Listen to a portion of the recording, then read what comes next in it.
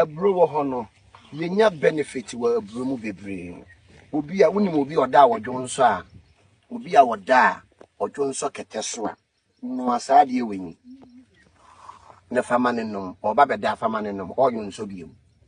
obi oda wodwo obi a wakwala bi oda wodwo nso kete so betima no bi ayede ama na obi wo osa ubetimi ayede anu na obi a wanya gono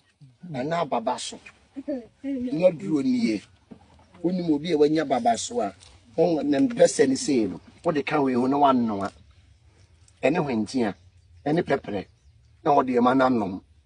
eboa pa enti bro ekitetumi na me ka se obi wo no ma wo destiny na kita wo no eti se bro once bro ya pan fi ho de aka ye den nothing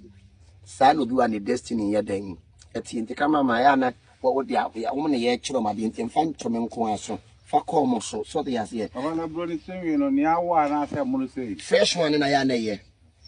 fresh one no na ya na eye pa na bro ni mura ni sei no se akwala entimi enante a ni mura ndi adwan no wo ya no da ka duatu no di asa no ekeka ni sisi into ate wapena yese won soro nya dan enante enti ni abro na ye very powerful na obe ma okote aye mremre no obawi abro mura no ene enchene ene adwe ma obi mani mu eye denden dikita frodizia ene muti na ponche abro ti se die oba akore owi pe no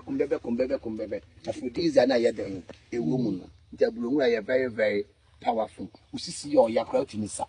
abro ni mura sa